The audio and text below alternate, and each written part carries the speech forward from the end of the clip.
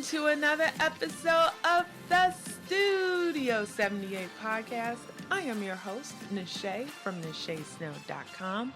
Welcome. For show notes for this page, head on over to NacheSnow.com/94. Emily has given us a lot of things to go check out, and I have links to everything that she mentions right on that page. So definitely head on over there after listening to the ep. Also, of course, if you love this episode, please go ahead and rate me 5 stars. It really, really helps people discover the show. And if you are on YouTube, please leave a thumbs up and maybe a comment. That really helps people discover me on YouTube. And of course, if you are a YouTube junkie, go ahead and subscribe to my channel. Not only do I have the podcast episodes over there, but I just have other things like bullet journal stuff, things that I make, and I'm actually thinking about doing a iWatch video over there too, because I just broke down and got one and I love it. I'm like, why did I wait so long? Why did I wait so long? So anywho, if you just want to see me, my crazy, my art, listen to the podcast, go over to NacheSnow.com/YouTube and subscribe, or you could just search my name and I should come right up. Okay, so let's talk about Emily. So Emily Dere, who I have on today, funny story how we met. So she's an illustrator, but I didn't know that initially. I met her because I'm addicted to stationery. It's a problem. I have a stationery addiction. I probably need to turn that into like a t-shirt because it's a problem and it describes me. And I know so many other people. You guys know what I'm saying, especially if you're a stationery junkie too. But anywho, I met her while shopping at Penny Post, which is located in Alexandria, Virginia, right on King Street. And after coming in there a few times, we connected via Instagram. And on Instagram, I was like, oh, wow, she's an illustrator. I didn't even know that because that never came up in any of our conversations while at the store, probably because I was too busy shopping. But once I saw her stuff on Instagram and then just went and browsed her work on her website, I was like, oh my goodness, it would be great to just have her on the podcast. And she did not disappoint. She talks about why she's not trying to turn this into a full-time gig. She likes it as a side hustle. And you guys know I try each season to make sure I have a smattering, a mix of people who are doing their things full-time and love it, people who are trying to do their passion full-time, and then people who are like, no, this is a side hustle. I love my full-time job and I am not trying to do this full-time. It's because there's no right or wrong way. It's what works for you. And so she's in the camp this is fun, I enjoy doing it, but I'm not trying to have this being a full-time gig. She likes the stability of a 9 to 5. So I think this gives just, a different perspective. And so if you're one of those people who are like, no, I'm just trying to maybe make some extra cash on the side and do something that I enjoy, I think, you'll really, really appreciate this episode. Okay, so in this episode, not only does she talk about how and why she started her side hustle, but because she works in a stationery store, towards the middle end of this episode, she talks about some tips for actually getting your products in store, what helps buyers out and how to what to include when trying to pitch a buyer. And then we also discuss how to prep for the holidays and finding printers for your work. So even if you're not an illustrator, but just a product-based business, I think there's a lot of nuggets in here. And even, of course, if you're not trying to sell anything at all, it's just a really good story of somebody who, enjoys what they do and is let me see if I can make, a little extra change from my skill set. So I hope you guys enjoy this conversation as much as I did, and I'll talk to you again at the end. Let's do this. Hello, Emily, and welcome to the Studio 78 podcast. Thank you. Hi, Nache. Yeah, it's so great. So for the listeners out there, I met Emily because she works at the Penny Post, which is a stationery store in Alexandria that I am addicted to. So if you're in that area, you definitely need to go check it out because they have like all of the coolest stationery supplies. We try. But I noticed that you like because I saw you online on Instagram and I saw that you create these beautiful illustrations, and I'm like, what? I need to have Thank her you. on the podcast. So if you Yeah, I'm could kind of doing all kinds of things. yeah, but I mean, this is really cool. I mean, so I can't wait to dig into what you do because you have some illustrations on here. It looks like you do, correct me if I'm wrong, like a little bit of watercolor too. A little bit, yeah, like pen and ink. Yeah. Okay. Yeah. So, yeah, I really want to dig into that. But before I do, before you started selling your illustrations or products with your illustrations on them, who was Emily? What were you doing? Oh. Emily was sort of lots of things and changing her mind about lots of things throughout time. I mean, I've always been drawing, since I was really little and was always encouraged by my parents and, getting dumped into art classes. So I've always been lucky in that respect. As sort of high school, college, I went into theater, not the performing side.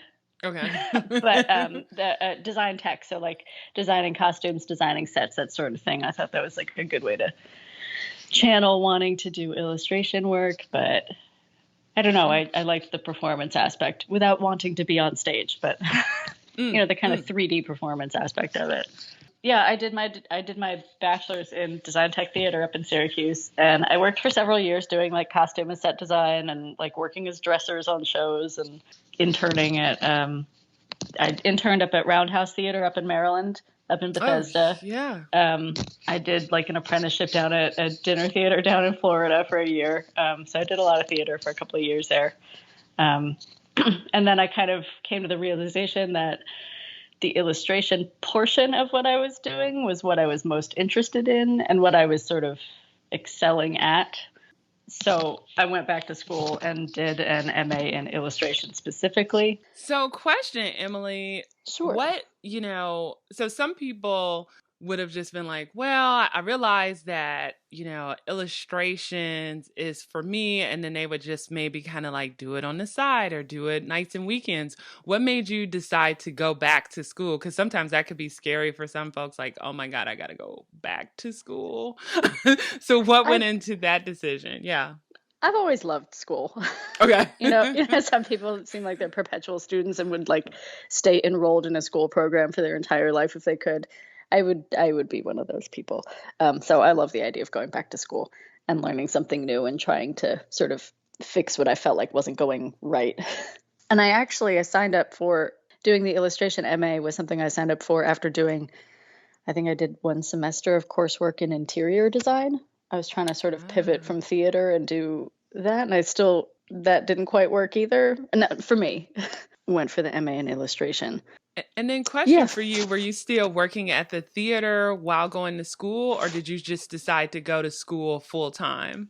I went to school full time so the program I did in the end was a 2-year program. So one of the years I was fortunate enough to not have to work while I was in the program. And then the second year, I was sort of working part-time while I was just working at like a department store.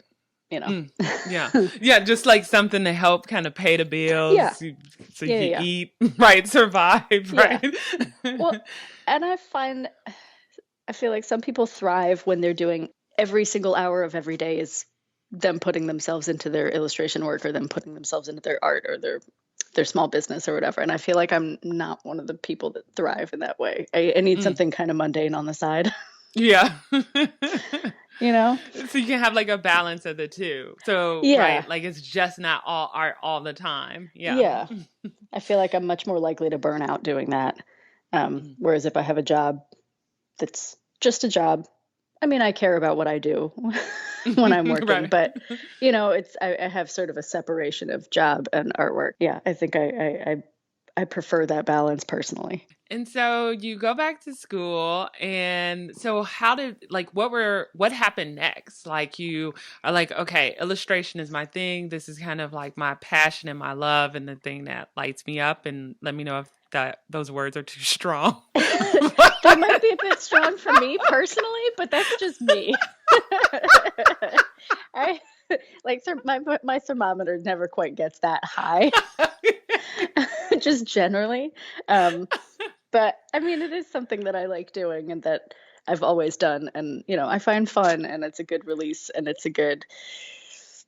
I like change, so doing illustration projects and constantly changing what you're working on is something that I really enjoy. Um, Okay. I don't know, when I came back from the program, so I did the program in London. So when I came back, I just needed to find a job and find a place to live and that sort of thing. So London, though, I that's actually, amazing. yeah, it was a really good experience. Yeah, love that city.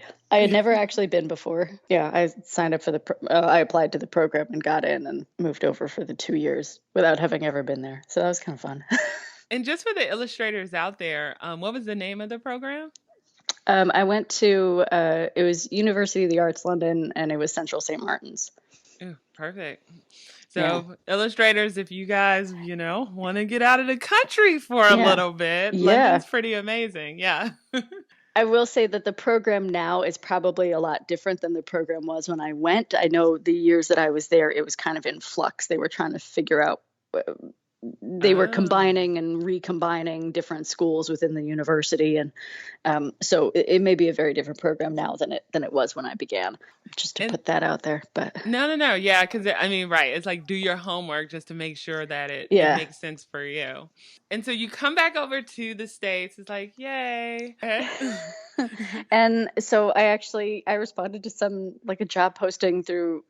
No, a friend posted it through Facebook that Red Barn Mercantile Mm. was hiring in Old Town. So Oh, I picked up yes. so I picked up a part-time job working at Red Bar Mercantile, while I was also part-time dog walking, which can I say is still one of my, hopefully Penny Post and Red Bar not listening. Dog walking is totally one of my favorite jobs. It's perfect if you want to be like focused on something later, because during the day you're just active and walking and you're outside and breathing fresh air and like playing with people's dogs. I mean, there's the not so great aspects of it too, but Right. yeah, I was dog walking, I was working at the shop, and then while I was working at the shop, Amy Rutherford, who owns Red Barn and Penny Post, um, she was really great, and she said, "Hey, I know you do this illustration work. If you ever come up with a line of something that you want to sell at the store, I'd be happy to put it on our shelves if you wanted to try something out." And so I thought, oh, well, if I've got a guaranteed market, then I should probably come up with something. Yes. I mean, it's Yeah, like, right. yeah. I mean, who gets that opportunity? So I thought, Exactly. so I was, working at the store, and I was trying to pay attention to what customers were asking for or what didn't seem to exist at the time. So the line of tea towels and tote bags and things like that I do that have it's like Doors of Alexandria, and there's some Dere illustrations. They're just sort of hyper local illustration work. Came about because people would constantly come into the shop and go, "Oh, you have the thing that says DC and it says Virginia. Do you have anything that says Alexandria? I'd love to get a gift for so and so." And or we're traveling, and you know, um, tea towels I personally buy when I'm traveling because they fit in your suitcase and they're not going to break, Yeah, and that's you don't have to true. be precious about them later. You can just get them all dirty and wash them a million times, and it still reminds you of the place that you went. Yep. um, but yeah, people weren't putting Alexandria on anything, and I thought, oh, well, I like my illustration style is maybe the wrong word, but the way that I work, I tend to do more just observational work rather than a lot of illustrators are really great at creating things that never existed in the world and putting them on paper. And I'm much more somebody who observes what I see and tries to represent it on the page Mm. instead. So it kind of fed into that.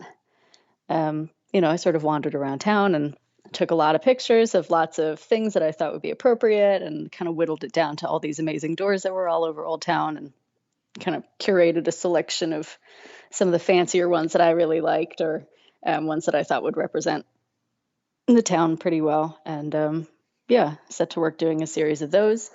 Um, and I did it while, so it doesn't exist anymore, but I rented a bit of studio space in Ivy City. It was with Open Studios DC. Caroline runs it.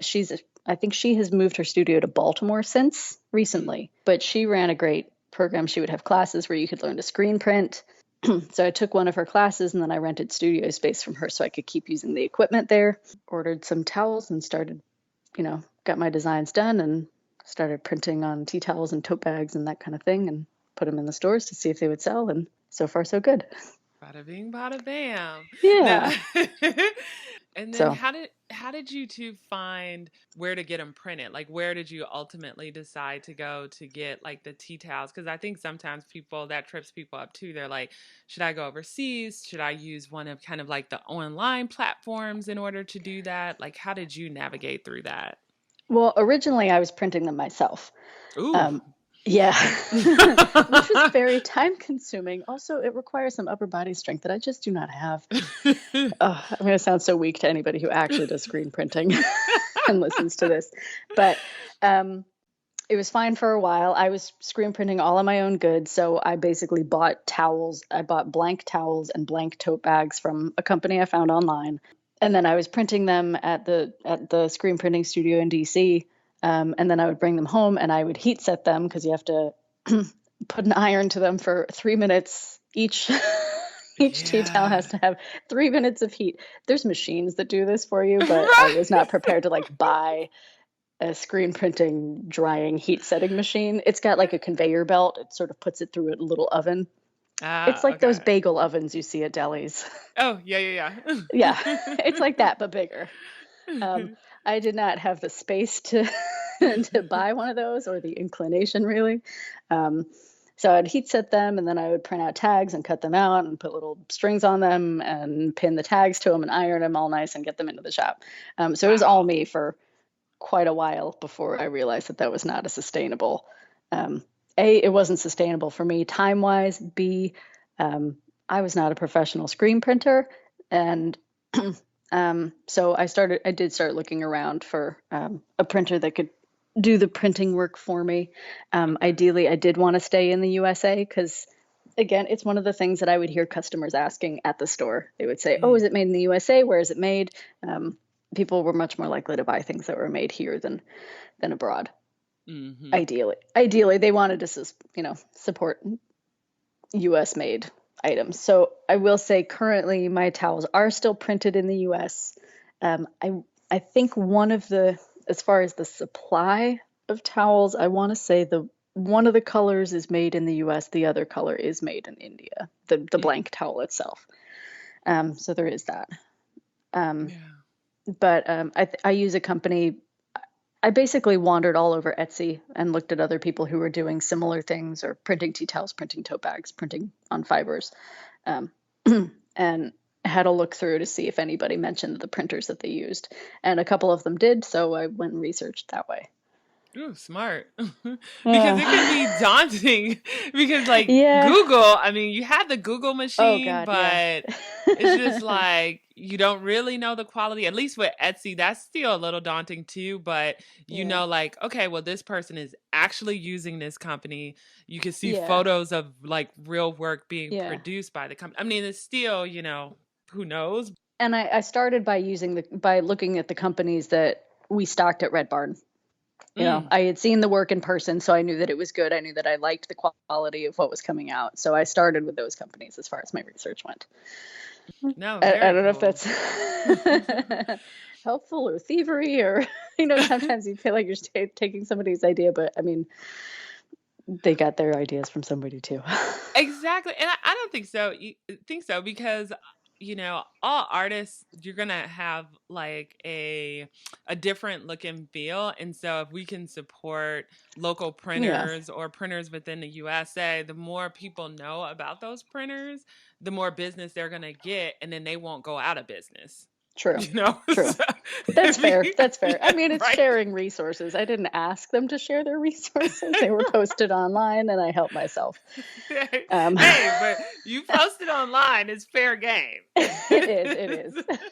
And the printer that I use for the So I have the fiber, I have the tea towels and the tote bags, and then I also do like archival prints. And both of the companies that I use are based in Wisconsin. That Ooh, was by chance. But nice. rent So is probably a lot Wisconsin cheaper up there. people. I can only imagine. Check out Wisconsin. Yeah, Um, yeah. and so for you, how has your business grown? Because I'm assuming in the beginning, especially when you were renting out the studio and doing things, really by hand, that might have worked initially as you maybe made like 5 or 10 or so forth. But have you really kind of scaled up? In great numbers as far as the amount of products that you're producing now every year? I have scaled up some.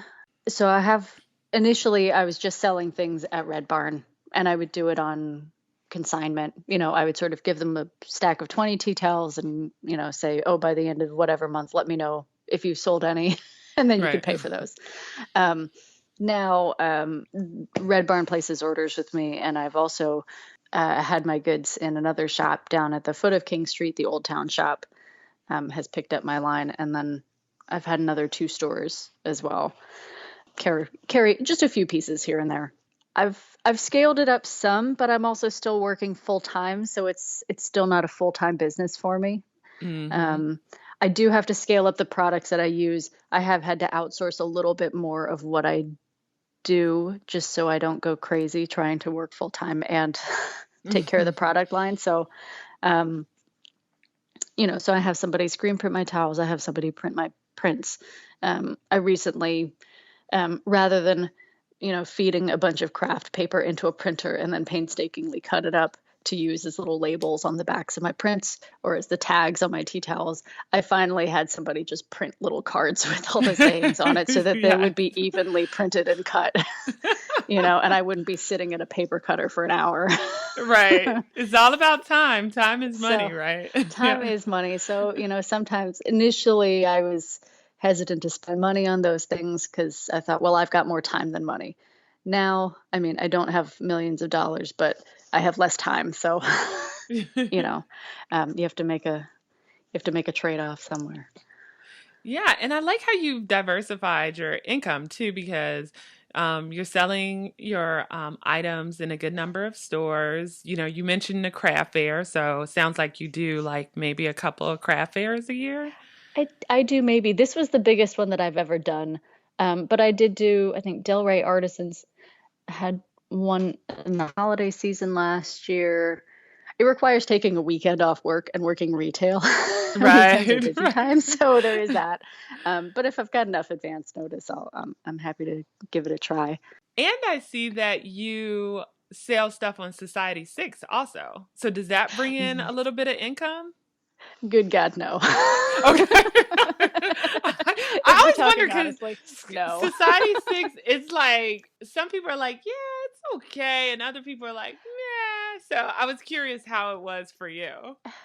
What I like about Society 6 is that, and I've had some other friends ask, like, do you find it worthwhile? Honestly, I really don't make any money off of Society 6. However, what the benefits are there is because it's print on demand, I don't have to produce 100 of something. Mm, If I have a customer, if I have a friend or somebody who expresses interest in a piece that I've done, but it's not something that I'm planning to print a large quantity of, I can upload my design, make sure that it's a good quality, and then I can say, if you want this, I have it available through Society 6. So it means that I don't have to start an entire product line based around an image that somebody wants, but it means that I can keep those images accessible if somebody does want to buy one. hmm And I know that the quality is good. I like their prints. You can get things pre-framed, which is something that I don't offer personally, and Right. they'll ship it if it's somebody I've got relatives overseas and they've bought stuff in Australia and it just ships to them and they were like, it turned out great and it's framed and it's great and it's done and it's on the wall, um, which would be so much more difficult for me to handle than, um, you know, adding a digital upload to a website and having them take care of the grunt work there. Mm. So that's what I like Society 6 for. Okay. So it's like if stuff comes in, that's great. I can make a little change while I sleep, but it's not necessarily paying your mortgage or your rent. Yeah, no. Yeah, I really don't make much money off of it at all, but it allows me to not have to say no when people want something of mine that I don't plan on offering. I like your story because for you, it's like, okay, I know I don't want to make this into a full time gig now, but clearly it sounds like you enjoy doing it. So it's still worth doing it because then it's kind of getting your work out there. Is that correct? Definitely. Yeah. I mean, I don't just because I want to do it on the side doesn't mean that I would choose not to do it at all. Like I find it worthwhile. I find it fun. I find it interesting. I like that, the Old Town line that I did makes people happy. They come in, they're like, oh my God, I know that door and I know that one. And oh, this is a bit of my hometown. And I can take it with me when I move away or, whatever. I like that it kind of reaches people a little bit that way. And that's something that, working in retail doesn't necessarily, I get a different thing out of it than with my regular job. Yeah, I prefer having that balance or having a couple of things going at one time rather than having all of my eggs in one basket and doing the freelance thing all in. I Hmm. think it gives me peace of mind. I think I don't know if some folks will think it's a cop out or not, but I No. find it's more peace of mind for me to know that I've got a steady paycheck and I've got something that I can focus on during the day. That's something completely different than work that I need to produce under my own steam. And yeah, I Hmm. think mentally it kind of helps to have two different focuses. No, I get it. I am the product child of the side hustle. So, I was gonna say you work full time, right? yeah, I do. And then you've got, I mean, yeah, we're both Uh, talking on a Saturday morning on a right, podcast. exactly, exactly. So I totally get it, and I think a lot of people that are listening out there get it too. Like, they like the comforts of their 9 to 5, but then they have like that other thing that kind of fills their bucket too. So Yeah. yeah, totally makes sense. Yeah, I feel And like it doesn't have to be all or nothing. I right. I kind of like that I can do more than one thing or, two things, three things, to kind of create a fuller life. Yeah, and then one more question before I just get to the wrap up questions. Sure. You mentioned getting ready for the holidays, and so I Yes. think so. I wonder if you could tackle it from two different angles. One, because you work at a store where you guys have to buy product ahead of time, like what are some tips that you can provide to people who are looking to get their stuff in the stores? And I guess another, like from a different angle, is personally, how do you get ready? And maybe the two answers tie together, but any tips that you could provide the audience or listeners? Sure. I will say working in retail has been really, really educational as far as, I mean, I'm working in stationary retail, a retailer that sells the types of products that I would make. Right. I have found it really educational as far as even attempting to start my own business. What is it that a shop wants? What is it? What kind of information do they need? What format do they need the information in? And just kind of like that yearly timing, like you said, buying for the holidays. We did most of our holiday, so for Penny Post, we did Mhm. most of our holiday card orders in July. Um, Wow. so I have a number of card vendors that get in touch in October and they're like, hey, here's my holiday collection. And I'm like, that looks amazing, but the money's already spent. I'm so sorry. Oh, I mean, that's not wow. totally true. We make room here and there. But we try to do the bulk of our holiday buying because the holidays are such an important time of year for small businesses, especially. Um, Hmm. you want to be uber prepared and get things done well in advance because there's so much work when it comes to placing orders and making sure all of your money is spent at the right times and making sure that you get enough of every single type of product that you need, that sort of thing. Analyzing figures from last year. Um, I would say for illustrators who want to get their stuff into stores, I'm trying to think what some helpful advice. So I have had a number of illustrators or card makers or vendors approach the store about wanting to get their products in. And I would say one thing that's really, really helpful is send things via email with links and attachments. Send pictures in the body of the email so I know what I'm looking at. Mm, before. mm. This is strictly as a buyer. Yeah. I get so many emails from lots of really good artists. So make it as easy as possible on the buyers as you can. Pictures within the body of the email are really helpful. That way we know what we're looking at without having to click a link or go log into a separate site. Because when you get like Mm-hmm. 20 of those emails in a day, you want to be able to kind of skim and go, am I interested? Does it fit for the store right away? Right. Provide as much information as you can. I think a lot of small vendors start off and don't provide, and this is nitty gritty, SKUs, numbers for their products. Make up numbers for your products, guys. Most Yeah. people do it, but sometimes they don't, which means I have to make it up. But then Right. later on, when they develop their product line better, in a better way, they create SKUs, and then I can't like backdate it in the system. Like I said, Oh, yeah. super nitty gritty, but But no, this is good stuff. This is but good like stuff for people who are trying to organization get and in. labeling are really, really important. We have some vendors at the store that they make really gorgeous things, but their products are not actually labeled. I have a soft spot in my heart for vendors who put their SKUs on the actual card. Because it just makes it easier, right? It And that's makes the it thing, you want so it much easier for easier. the buyer. Yeah. Yeah, we don't have confusion amongst the staff when they're trying to sticker things to put out, or when we're trying to check in products that have come in. Like, is this floral number 1 or is this floral number 5? I don't know. Right. uh, Bless the vendors who put SKUs on their products is all I have to say there. But things like that, I would not have known myself as an illustrator going into it without having worked in retail. Like, Yeah. so, and then as far as being an illustrator, kind of prepping for the holidays, I would say I'm not a really great example at being organized and getting it done. I just know that I do need to get my supplies ordered well in advance. Kind of calculate what you sold in the previous year so you know that you're pretty well stocked, with room for growth.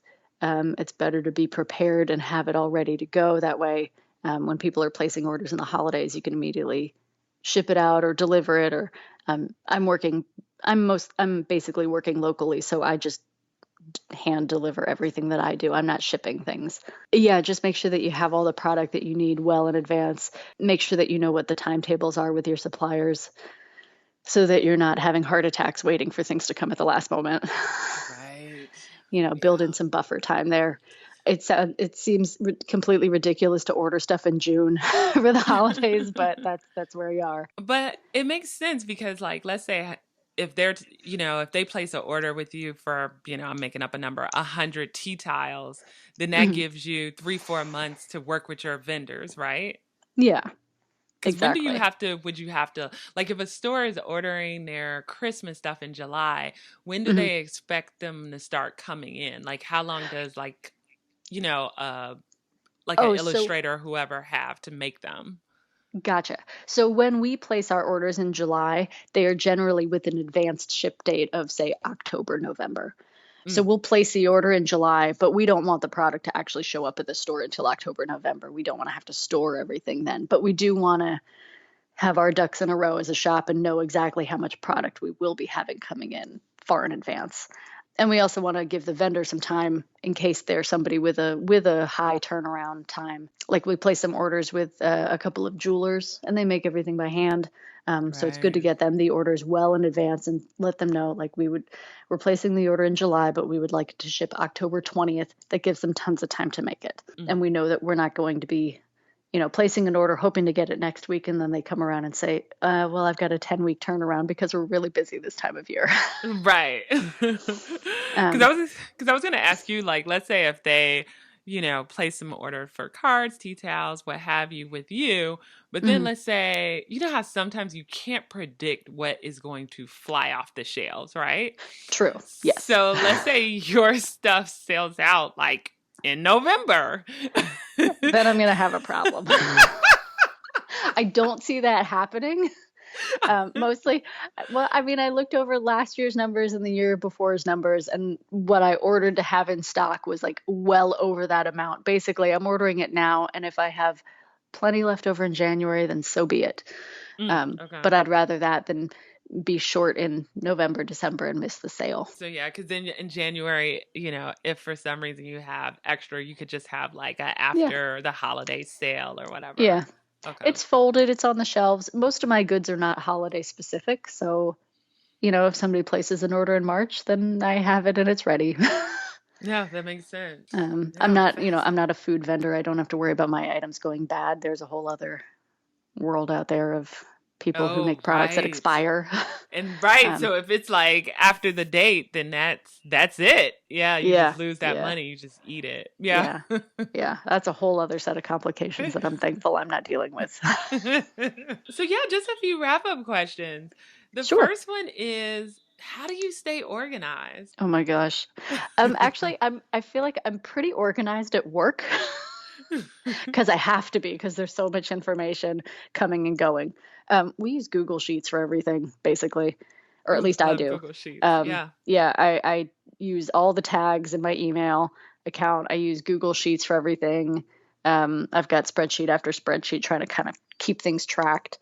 Um, Numbers of last year versus this year versus whatever. I've got like 2 to 3 ongoing notebooks at any given time, with staff schedules versus my schedule versus notes from manager meetings. Um, it's a little bit all over there. It's hanging on though. Yeah, yeah.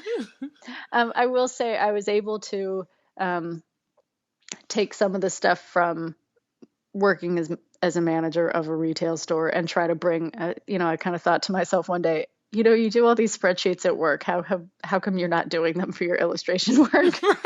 So I finally sat down one day on my day off and was like, fine, just create the spreadsheets like you do as a professional. But it probably part of it is like it's like you're doing it. I mean, for fun and to make maybe a little extra change, but then it feels like work, right? Whenever you Oh, start adding spreadsheets to the mix. yeah, I don't know, I find them kind of satisfying. Like maybe I was meant to be an accountant in another life. But Yeah. yeah, I had to make that conscious choice to go, you have ways of organizing finances and numbers and products and things like that in your day-to-day job. Perhaps you should be using those skills in your freelance work. Just sit down and do it.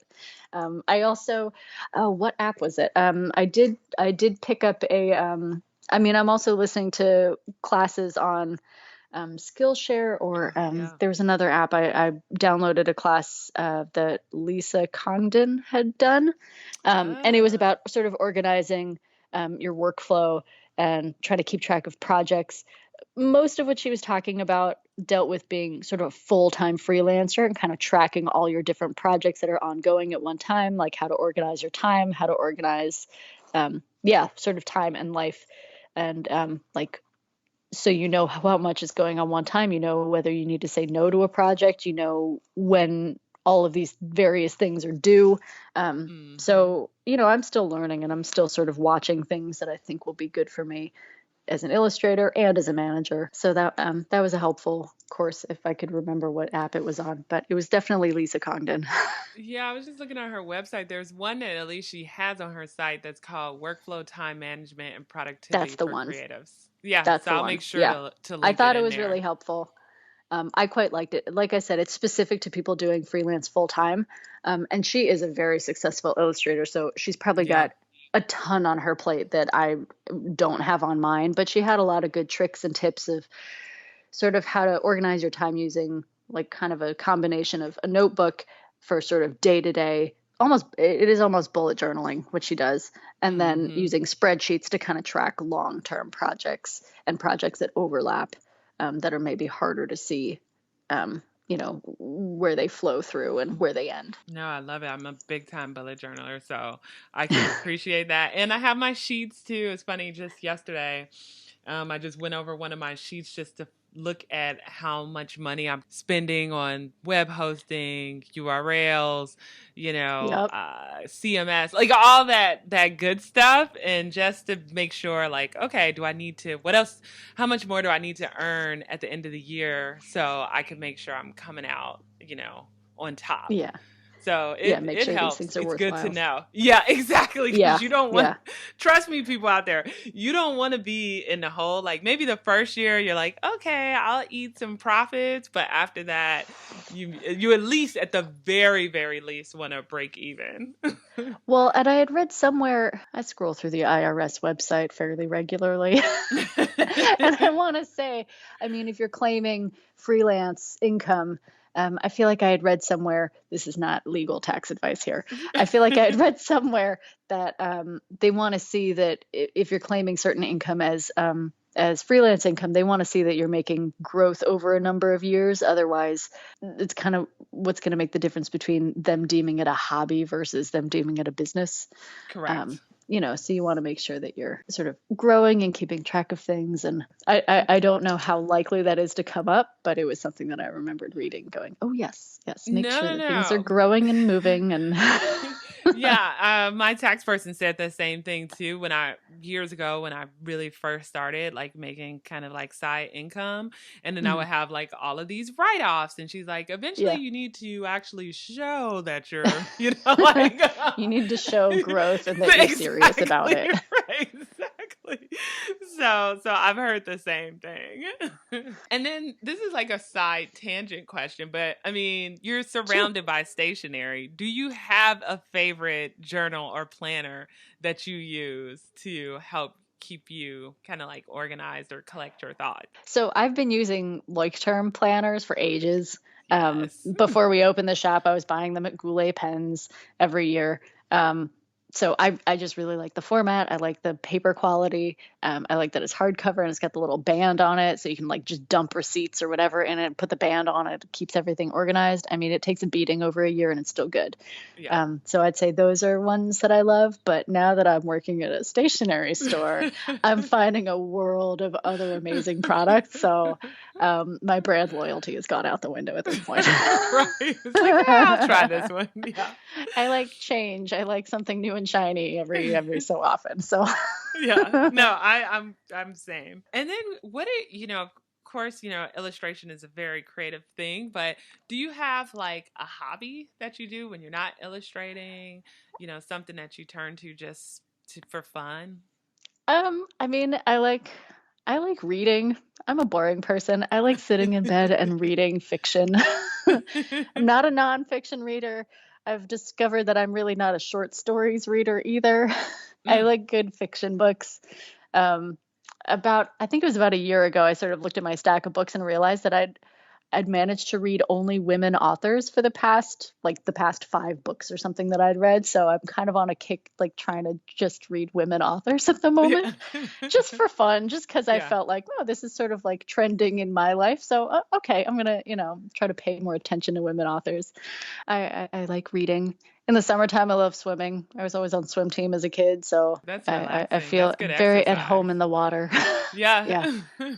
Yeah. Otherwise, yeah, going for walks. I love baking. I used to watch Great British Bake Off, for a while. I haven't been watching it much lately, but my sister and I, like, I don't know if you ever saw the episode where they make a princessa tart. It's like this big puffy green cake with this little teeny rose on the top, and it's super complicated to make. But every once in a while, we'll No. like have a project and bake the fancy, complicated thing one day. Wow, that's impressive. That's impressive. I have pictures somewhere. Very cool. And Yeah. then please just let the listeners know kind of where to find you online and also where to find your work.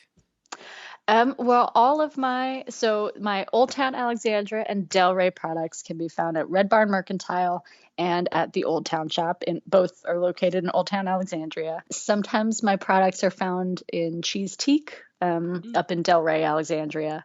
And then I also did a line of DC Foodies and Virginia Foodies tea towels that were available at the Cookery in Shirlington.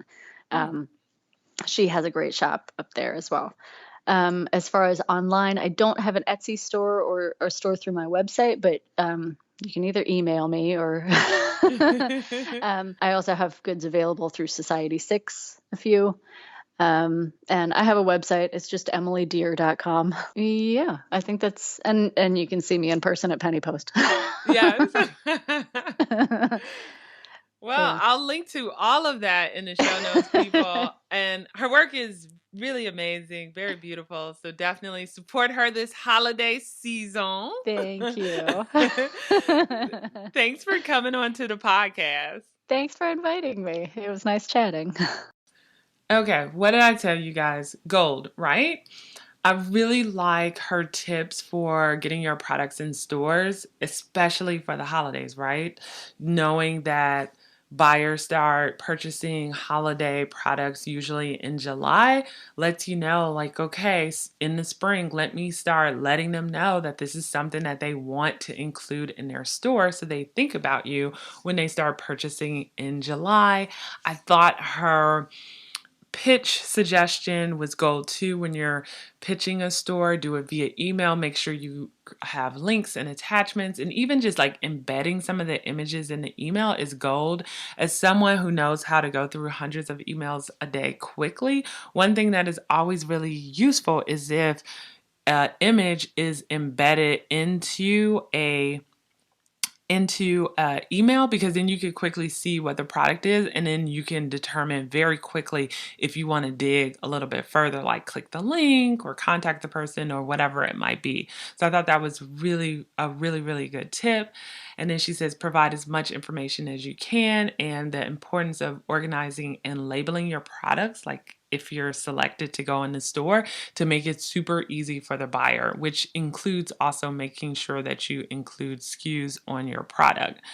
So really good tips, I think, for anybody who's selling a product.